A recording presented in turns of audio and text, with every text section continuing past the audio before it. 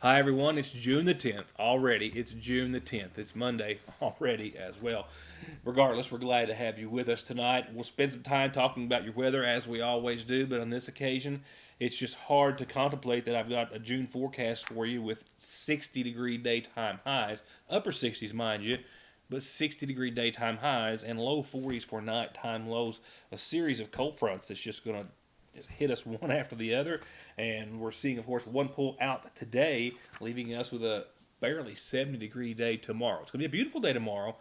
And then a Friday just like it, but very low 70s at best. Your updated forecast talking about drier, thank goodness, but definitely cooler air with it as well for days. There are shower chances, though, throughout your forecast.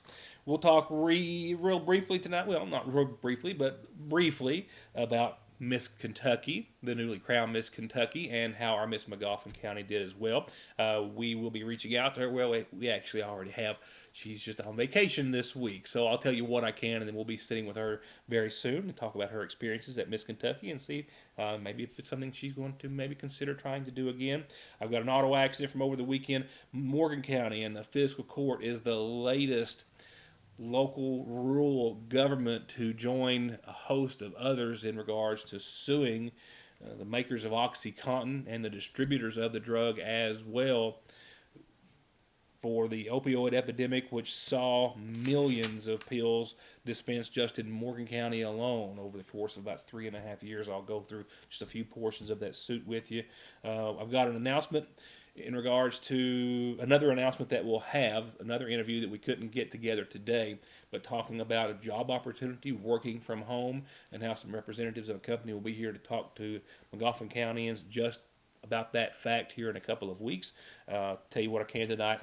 It was Monday and couldn't seem to get everything kind of working together, and everyone was kind of busy. So a few interviews that we'll hold off for later in the week, but a lot of information to get out there to you.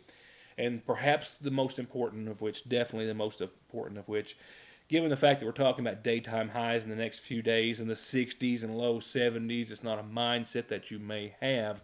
But with that mercury set to climb this summer, and it will, the Kentucky State Police is issuing and renewing their plea for parents to be extremely cautious about leaving kids in hot cars. They say it might feel like it's common sense, but statistics show these deaths are on the rise in the United States. According to the safety organization Kids in Cars, 52 kids died last year of hypothermia as a result of being left in a hot car. That is an increase of 21% from the year of 2017. Kentucky had 3 of those deaths in 2017. Since 1998, there have been 25 child-related vehicular heat stroke deaths here in our state alone. And that includes instances where a child has been forgotten in a car or accidentally locks himself in a car, or in a number of small cases when a child has been intentionally left in a vehicle. Sergeant Josh Lawson with KSP says the vehicular heat stroke is often misunderstood by the general public. A majority of parents are misinformed, he says, and would like to believe that they could never be the ones to forget their child in a vehicle. But he says the most dangerous mistake a parent can make is to think leaving a child in a car could never happen to them, because it can. And in fact, a child or an infant can die from hypothermia in just 15 minutes, and that's on a 75-degree day. It is never okay to leave your child in a car. And of course, there's a law against it. Bryan's Law passed in 2000, in which a person is liable for second-degree manslaughter or first-degree wanton endangerment for leaving a child younger than 8 in a motor vehicle where circumstances pose a grave risk of death. Lawson says another component to these tragic deaths, well, just being a curious child, maybe wandering outdoors, ending up in a car and locking themselves in a vehicle. Temperatures only have to be 75 degrees. Well, real quickly, an update, actually, an auto accident, a brief report on a 2-vehicle crash. The only call of such to emergency personnel that I'm aware of over the course of the weekend was a 2-vehicle minor injury crash, this one on Johnson Fork. This was Saturday morning around 10:30 on Johnson Fork, actually at the junction of Johnson Fork and Cow Creek. Vehicle to the left of your screen traveling on Johnson Fork. The vehicle to the right of your screen exiting Johnson Fork, I am told, when the two collided. As serious as the damage was to both vehicles, I am told that both drivers were treated on scene for some minor bumps and bruises and scrapes and things of that nature, but did refuse medical treatment at the scene and were not taken to the hospital from the scene by an ambulance. I'll tell you what I can about our Miss McGoffin County and how well she did at Miss Kentucky in just a few moments, with plans of sitting down with her when she gets back from vacation soon thereafter, we hope. I'm anxious to hear about her experiences. I'll tell you what I can know, some things you might not know about Case and Bree Estep's time spent at Miss Kentucky, and we'll talk briefly about our new Miss Kentucky as well. Before I do that, someone else that we wish to interview and just couldn't make happen tonight, some local officials and representatives of a company who's going to be here in Sagersville 2 weeks from today with job opportunities, they say. I'll have someone in-house, in studio, to tell us more soon, but just for now, here's the information I can share that they've asked me to pass along. We'll be talking then about an event coming up in 2 weeks from today here in McGoffin County at the Health Department. It's going to be that morning and afternoon. And an organization called Teleworks USA will be here talking about jobs that are available, work-at-home jobs. They're not telemarketing and there are no outbound calls involved, but good-paying jobs that pay from $10 to $14 an hour with some benefits and with some of the companies providing the equipment needed. But how individuals can work at home for what are called these remote companies. We'll have some folks to tell us about that hopefully as soon as tomorrow, but definitely later on this week. It is once again Monday the 24th here at the Health Department. We'll have a complete list of contact information for you, and we'll be talking to someone to find out more about what kind of jobs these are, any requirements, anything that anyone out there looking for a job needs to know. We'll have all that information for you on this show very soon. Another story we're working on, we have a group of volunteers, I think around 170 of which here over the course of the summer doing a lot of volunteer work, and we have been in contact back and forth, and we'll have a special story on their efforts later on here very soon on Your News Today. I'll have the rest of the show right after this. On average, men live 4 to 5 years less than women, and men are 71% or 12% more than women at risk of obesity. And women are 100% more likely than men to visit the doctor for annual exams and preventable services. Guys, if something doesn't look or feel right with your body or mind, look to the professionals at Hope Family Medical Center who want to help you live a longer, healthier, happier life. From mental and physical health to your diet, prescriptions, physical activity, and more, Hope can help with all of it. That's Hope Family Medical Center in Sagersville. Of course, you can always get guaranteed great deals this time of year on mowers and weed eaters and blowers, but right now at Parkway Gun and Pawn, they've also got an incredible selection of hand and power tools, guitars, and musical instruments just in, new and used, long and handguns, and ammunition and more, with no pawn limits and cash today on anything you want to sell or pawn. Parkway Gun and Pawn. Just like that, we've jumped into the spring allergy season with all the buds and blooms, tree and grass pollen, mold, and all the nasal congestion, sneezing, itchy nose and eyes and throat that they cause. Don't get caught off guard. Protect yourself daily with a quick trip to Parkway Pharmacy for over-the-counter and prescription relief. And you can always log into parkwaypharmacy.com to have your prescriptions ready when you get there at Parkway Pharmacy in Sagersville. SSI and disability cases are harder to win these days. You need all the help you can get. If the government has turned you down, I will not. Many factors are considered when a claim is being processed, like your age, education, physical, and mental disabling conditions. When it comes time to winning your disability case, you should not face a federal judge alone. You need an attorney who is experienced, determined, hardworking, knowledgeable, and dedicated to helping you win benefits that you deserve. If you need help with your SSI or disability case, call me, Donald Wayne McFarland, and let me go to work for you. At Sagersville National Bank, they know your house is much more than your home. It's an investment, and for many of us, the biggest we'll ever make. And whether it's for needed repairs and maintenance, or a new addition or renovation to give you some more room and more equity, let Sagersville National Bank deal with all the financial work and worry. Real and real competitive, hometown, homegrown, home improvement loans at Sagersville National. Appalachian Wireless wants to know if you're tired of settling for a phone you didn't really want because it was more about the cost of the device rather than the phone you really wanted. Well, Appalachian Wireless has the solution, and it's called the Appalachian Advantage. With Advantage, every phone model is back on the table because you only have to pay the taxes on the device you really want. Many of our hottest smartphones are less than $50 up front, then a few extra dollars on your monthly bill. With Appalachian Advantage. Payment agreement is required. See store for complete details. A federal lawsuit filed just earlier today says that Morgan County has become the latest rural government to join a class action lawsuit against Purdue Pharma and distributors and a host of other companies, all involved with OxyContin, which has robbed Morgan County and other parts of Appalachia of tens of millions, hundreds of millions of dollars in medical care, law enforcement, and other associated costs. This is just a brief portion of the lawsuit and what they are claiming. The suit lists the fiscal court of Morgan County on behalf of all of Morgan County. It names several different entities, all related to OxyContin manufacturers: AmerisourceBergen Drug Corporation, Cardinal Health, Purdue Pharma, the Purdue Frederick Company, Johnson & Johnson, Ortho McNeil Janssen Pharmaceuticals, Endo Health Solutions, Endo Pharmaceuticals. The list goes on, demanding a jury trial. The Morgan County Fiscal Court says it's bringing this civil action to eliminate the hazard to public health and safety caused by the opioid epidemic and to recoup monies that have been spent because of the defendant's false, deceptive, and unfair marketing or unlawful diversion of prescription opioids. The fiscal court accuses the manufacturers of aggressively pushing highly addictive, dangerous pills, falsely representing to doctors that patients would only rarely succumb to drug addiction, and those pharmaceutical companies aggressively advertised to and persuaded doctors to prescribe the highly addictive, dangerous drugs, turning patients into drug addicts for their own corporate profit.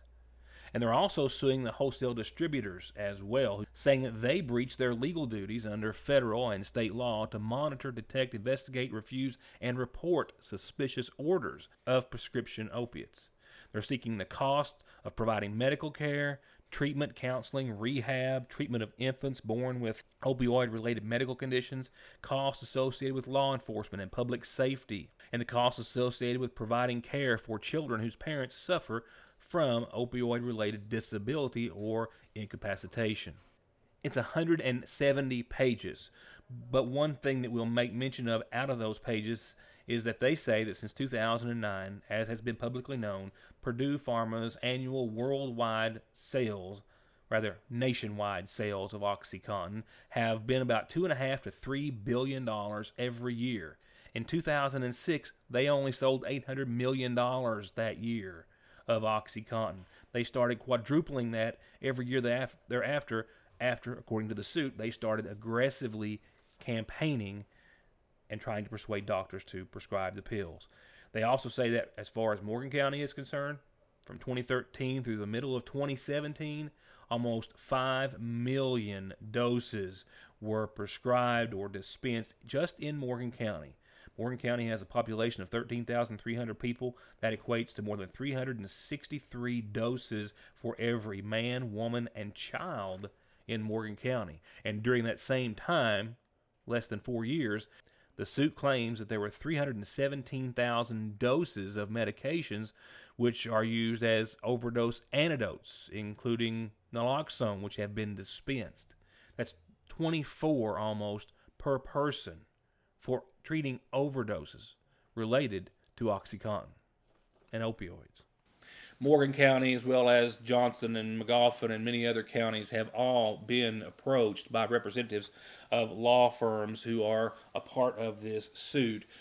Lawyers, as I've covered on a couple of different occasions at various city council fiscal court meetings, who are asking any local governments if they wish to participate. The lead attorney on that is a Mr. Paul Farrell. He is from West Virginia and Huntington, and he says that he is expecting some 800 lawsuits brought by cities and counties against figures in the opioid tragedy, the makers of prescription painkillers and the companies that distribute them. And there are estimates that say this could be a $50 billion case once it is all said and done. We'll keep you abreast of any new developments in that regard. Here's your community calendar for tonight, real quickly. A new week and new announcements like these. First up, this is notification that North Magoffin Elementary Site-Based Council will meet in regular session this week on Wednesday at 4:30 in the school's conference room, and everyone is welcome to attend. Wednesday, 4:30, North Magoffin Site-Base.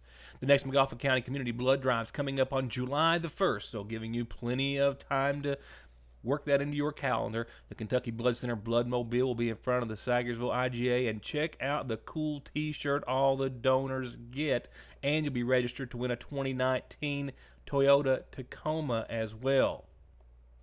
That's Monday, July the 1st, 2 to 6:30, and I've got plenty of time to remind you, and I will between now and then. Right now, let me remind you about the Talladega 5K, where our friend Wes Brown has been invited to attend the Arts International Showcase in Orlando, a talent convention where aspiring actors, singers, performers, and others who've been previously selected can go and maybe get their foot in on a career. And this talented young man needs to be there in front of these people. He also needs to raise some serious money, and the Big Lick Church is helping him with a 5K run walk on the Dawkins Trail. That's coming up on this Saturday the 15th at 1 o'clock. $10 for adults, $5 for kids, even if you can't participate.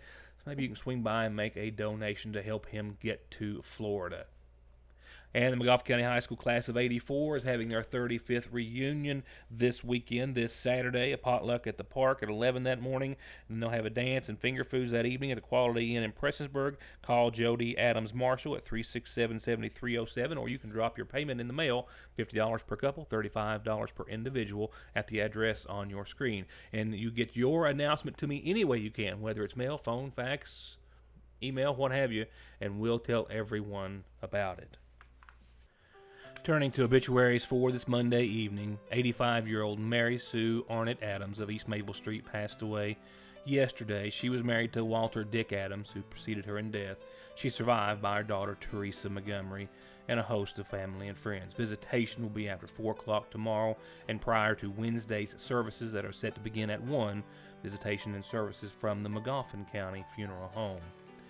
And 85-year-old Marilyn Boland of Sagersville passed away yesterday, survived by sons James Boland, Haskell Sizemore, and Robert Sizemore, and daughters Sheila Russell, Lisa Jenkins, and Fran Kelsey.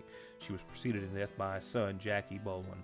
Funeral services are to be held this Thursday at 1 o'clock from the Magoffin County Funeral Home. Visitation will be after 6 o'clock on Tuesday and all day Wednesday. The seasonal shop is simply wall-to-wall, floor-to-ceiling, filled with new arrivals and more coming every day. Natural Life is in the store. It's a fun, uplifting brand of t-shirts, headbands, air fresheners, mugs, and more. And they've always got the latest and greatest designs from Simply Southern, including their new line of drinkware for hot or cold. And the women's spring and summer collections are simply amazing and ready to get you ready for the beautiful weather, head to toe. And come in and check out their rewards program. Free local delivery. They'll ship it to you. They're now accepting PayPal, and they've always got baby and wedding registry at Fraser's Prater Drugs Seasonal Shop in downtown Sagersville. Getting the best deal on the best tires with the best service has never been easier. Just log on to ConleyTire.net, check out the latest rebates, sales, and promotions, pick out the tires you want, and email, call, or come by. For huge savings from the family who's been proudly serving the area for over 32 years. Conley Tire in Staffordsville, 297-2424. Did you know that with the IGA Personal Rewards Card, real people are getting really big discounts on gas? Just sign up at IGA, and from then on, for every $50 you spend on groceries, you get anywhere from 5 to 25 cents off on each gallon of gas you buy at VIP Fuels on the Parkway. This customer saved $1.75 a gallon, and some have paid only 10 cents a gallon for 15 gallons of gas. And it's quick because your points stack up. And most weeks, IGA has double, triple, or even 5 times the points. And they'll give you another 10 cents off every time you share your receipt on the IGA Facebook page showing you've saved 50 cents or more. It's almost like free gas at your Sayersville IGA. Check out this week's edition of the Sayersville Independent and get this coupon for a buy 1 foot-long or 1 chicken sandwich deal where you can get the second one for only $1. That's right, get the coupon and get a foot-long or a chicken sandwich and get a second one for just $1. And here's a little hint, you can get the coupon at your Sayersville Lee's Famous Recipe. It's a no-brainer, and it's buy one, get one for $1 on our famous foot-long with chili or chicken sandwich. From brakes, exhaust, suspension, fluid changes, to expert collision and auto body, to turning your 4x4 or diesel from mild to wild, get real auto maintenance, paint, and repair at Black Smoke Performance in Dixie of Sayersville. 349-8785. I found out earlier today that our Miss Magoffin County was just back from Miss Kentucky and then just on her way for vacation. And we have already reached out to try to get a little time with her just as soon as she gets back and maybe gets a little rest. But Kaysen Bree Estep did wonderfully well, I am told, and as we followed up through the end of last week, of course, with Friday and Saturday being the 2 big nights in which she did receive another award. Yeah, Saturday night, many of you who might have been there or been watching online already know that Lexington native Alex Frank is the new Miss Kentucky 2019. As for Miss Kentucky, she just graduated from UK. She was Miss Lexington and Miss UK. She was also first runner-up in last year's Miss Kentucky. This year, she has an $18,000 scholarship prize to go along with the crown and title, and of course goes on to compete in the Miss America competition. We wish to congratulate our new reigning Miss Kentucky, Miss Alex Frank. And while we do wish to congratulate a young lady who represented Magoffin County very well, as we reported to you, the first runner-up with the Heather French Henry Quality of Life Award, and she also received the Miss Kentucky Spirit Award while there. That is an award that is given by the hostesses for the entire week of the Miss Kentucky pageant. That certainly carries a lot of weight with it. I think in all, Kaysen Estep brought back some $1,000 to $1,500 in scholarships, and we look very forward to sitting down with her and talking about her experience. She's on vacation this week. Good for her. And we've already reached out to Jency Bailey to reach out to her, and then we're going to try to get together and see maybe if there's another attempt at Miss Kentucky in Kaysen's future. I'm hearing a little bit of that. We'll wait and see and ask her more. I'm sure she has a lot to talk about and some folks to thank possibly as well. But she did a marvelous job for which we wish to commend her and look very forward to talking to her very soon. We look forward to talking with her very soon and congratulating her in person and seeing about what an experience it was for our local ambassador. With that said, your forecast, I'm telling you what, one hit after another, and it's not of the warm and wet kind, and we've got dry days ahead, not all, but more dry days than not in your forecast. I haven't said that for weeks, and we're talking about daytime highs that do hit the 80-degree mark on a couple of occasions, not until the weekend. And we've got daytime highs for this Thursday in the 60s. We've got a cold front just on its way out. We've seen some blue skies, as you can see, just a glimpse of at the 6 o'clock hour or close to it outside. And then we'll see a beautiful day on your tomorrow and a mirror image of it on Friday. So, with all of that in mind, here's how it looks on screen. It looks like fall is in the forecast. No signs of summer. Barely an 80-degree mark, we will see. Tonight, winds are going to be calming after midnight, but we've seen 5-6 mile per hour breezes out there this evening. Might even feel some folks, the showers have already pulled out, and I think the winds along with it, but we were seeing upwards of 20 miles per hour at times earlier this afternoon. But like I said, most of the rain is pulled out. That system has been here and done that. A 10% chance of some isolated showers, and tomorrow we'll feel the remnants of that cold front rolling on through. 72. It's going to be beautiful tomorrow. It's going to be sunny and dry, but it's not going to be summery. 72 and 51 for your high and low on your Tuesday. We'll rebound a little bit Wednesday, partly sunny skies, maybe 77, 78 maybe if we're lucky. We'll see a 30% chance of some showers and storms Wednesday afternoon around 4, but during the overnight and leading into your Thursday, that 80% chance of showers means we will see some roll through as another front rolls through. And when it's out of here on Thursday, look what it leaves behind. 68 degrees for your daytime high, 49. We're into the 40s for nighttime lows. Clear skies at the end of your Thursday, but definitely on a cool note. Friday, much like tomorrow, 72, 73 degrees, mid-50s for nighttime lows. Sunny and dry, but definitely cooler. No signs of summer up through Friday. And, we start to flirt with it a little bit on Saturday and through Monday, low 80s, but still off the mark. Partly sunny for the first half of your weekend. Saturday right now we see a 10% chance of showers throughout the day and partly sunny skies.